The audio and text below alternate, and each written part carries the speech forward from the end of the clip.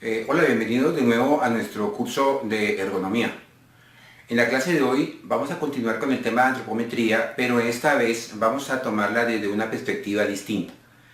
En la clase anterior habíamos visto cómo la metodología Isaac nos lleva a definir la composición corporal y el somatotipo a partir de las medidas corporales.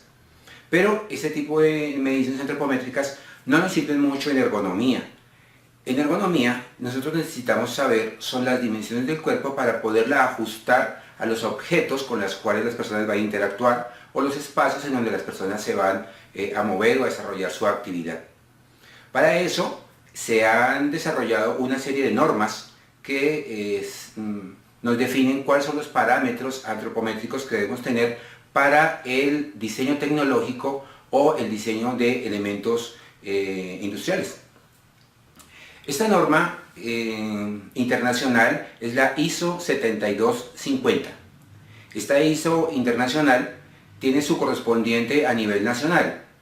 En Colombia, la NTC 5649 es la que nos está definiendo las mediciones básicas que tenemos que tener para el cuerpo humano cuando lo orientamos hacia el diseño tecnológico. En otras palabras, el diseño de objetos o el diseño de espacios.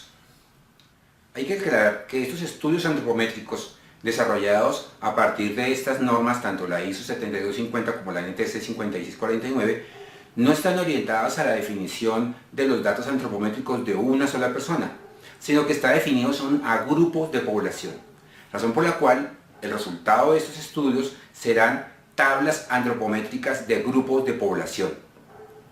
Estos estudios de grupos de población es la recopilación de la toma de medidas de una gran cantidad de personas, que es lo que nosotros llamaremos la población objetivo. Esa población objetivo será medida o en su totalidad si es un grupo pequeño, o utilizando una muestra representativa si es un grupo muy grande, y eso nos generará una base de datos. La generación para esa base de datos está definida por la NTC 5654, que es la que nos da los requerimientos para la generación de bases de datos antropométricas.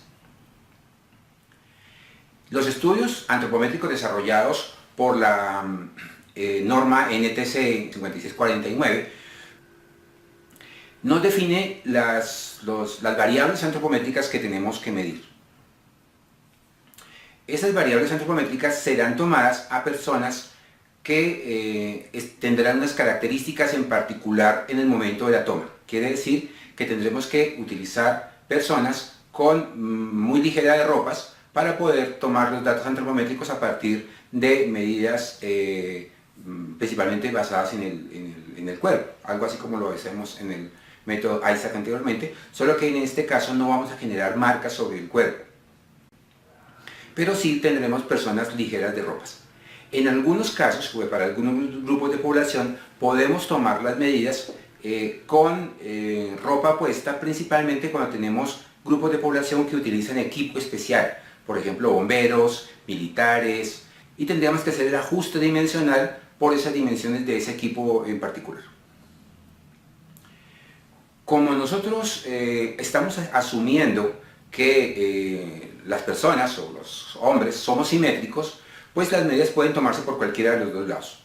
En algunos casos tendremos dimensiones tomadas solamente por un lado, que es la mayor cantidad de estudios que se han encontrado. Aun cuando no está muy claramente definido, se ha decidido que vamos a utilizar mediciones por el lado derecho. Este grupo de variables que nosotros iremos a tomar a partir de lo que nos definen las normas, están definidas en dos grupos: las medidas fundamentales y las medidas funcionales. Las medidas fundamentales serán tomadas con las personas de pie y las personas sentadas. Cuando nosotros nos enfrentamos a una persona de pie, encontraremos datos como el peso, la estatura, para lo cual requeriremos el uso de un estadiómetro o el uso del antropómetro ubicado sobre su base, y para lo cual tendremos que ubicar la cabeza en plano Frankfurt. Esto quiere decir que generaremos una línea horizontal entre la zona inferior del orbicular y el meato auditivo. Esa línea debe estar horizontal. Otra medida fundamental en posición de pie es la altura a los ojos. La altura de los ojos es una variable muy importante desde la ergonomía, porque nos definirá la altura a donde deben estar los objetos o los elementos en donde nosotros ubicaremos señaléctica, planos de operación, en fin.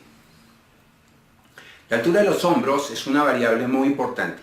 Nosotros sabemos que pues, el hombro como tal no es un sitio fácil de ubicar, ya que estamos en caída y por otro lado tenemos el acromio como un punto claro, pero tenemos la cabeza del húmero, en fin. Intentaremos ubicarnos sobre el acromio para tomar la altura del hombro. Esa altura es muy importante por la que nos definirá cuál será la altura a la cual nosotros vamos a poder estirar nuestro brazo. La altura del cúbito nos genera la altura del codo en posición de pie. Esta altura nos está definiendo el área de donde comienzan las superficies de trabajo cuando nos encontramos en posición de pie para actividades promedio. Esta altura más adelante veremos puede cambiar, puede ser más alta o más baja dependiendo del tipo de actividad que se planteará, pero nuestro punto de partida es la altura del codo. La altura dactilia corresponde a la altura entre el piso y la punta del dedo medio.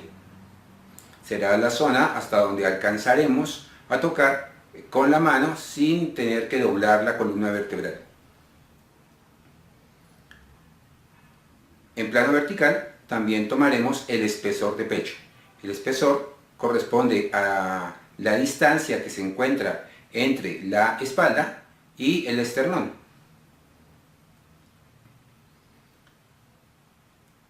En otro plano, en plano frontal, tomaremos el ancho de pecho. El ancho de pecho lo tomaremos bajo las axilas. Y estando de pie, también tomaremos el ancho de las caderas. En posición sentado, nuestro plano de referencia es el asiento o la base en donde nos estábamos sentando. A partir de ahí, de ese plano cero, comenzaremos a tomar las alturas. La altura total, la altura a la cabeza, será la que nos definirá la longitud de nuestro tronco. La altura de los ojos en posición sentado es la que nos define, igual que en posición de pie, los elementos que deben estar siendo visualizados frente a nosotros cuando nos encontramos en una posición sentada. La posición del hombro en posición sentada nos mostrará las áreas en donde nosotros debemos ubicar como elemento máximo de altura objetos que manipularemos en posición sentada. La altura del codo en posición sentado normalmente se refiere hacia cuál es la altura del plano de trabajo cuando estamos en una posición en sentado. No necesariamente corresponde al plano de la mesa, sí corresponde a la altura del plano de operación en posición sentado. Esto puede cambiar porque podemos tener elementos sobre la mesa que hacen cambiar esa altura. En posición sentado tomaremos una altura que se denomina la hongura del muslo. Corresponde a la altura máxima que toma el muslo cerca a la zona inguinal y es el espacio mínimo que necesitaremos para poder introducir las piernas debajo de una mesa. En posición sentado, el ancho de codos. Esta distancia de codos se va a ver afectada por la masa muscular que tenemos en los brazos. La distancia entre codos puede ser mayor que la distancia bideltoidea dependiendo de la masa muscular de los brazos. En posición sentado tomaremos el ancho de la cadera. Ya hemos tomado ancho de cadera en posición de pie, pero cuando nosotros nos sentamos el ancho de cadera se va a modificar. veremos que el ancho de cadera en posición sentado es mucho más amplio que la zona en posición de pie.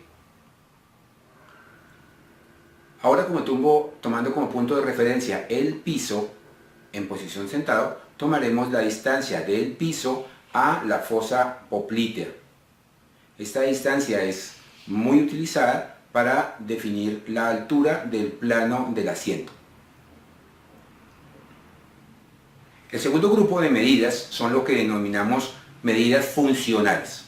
Estas medidas funcionales son las siguientes. El primero será la medida del alcance del puño adelante. Será la distancia a la cual podremos ubicar objetos sin tener que doblar la espalda. En las medidas funcionales tenemos la distancia codo-puño. Y aquí hay dos medidas funcionales que son muy importantes en el diseño de puestos de trabajo principalmente. La distancia entre la nalga y el popliteo, que nos definirá qué tan profundo puede ser una silla, por ejemplo, un asiento. Y la distancia nalga-rodilla. En las medidas funcionales tenemos dos muy importantes. Una es el alcance vertical máximo. Quiere decir que cuando estiramos el brazo hacia arriba, ¿qué tan alto es lo máximo que podemos tocar con la punta de los dedos? Pero si mirara esta, y tal vez un poco más funcional en el diseño de puestos de trabajo, es el alcance vertical máximo con nacimiento. Quiere decir cuál es la altura máxima en donde podemos colocar algo en la cual nosotros podremos sujetarnos de ella. Y ya que estamos hablando de sujetarnos de algo, la última medida funcional corresponde al diámetro del agarre. Quiere decir cuál es el diámetro de las varillas o tubos que ubicaremos para podernos sostener.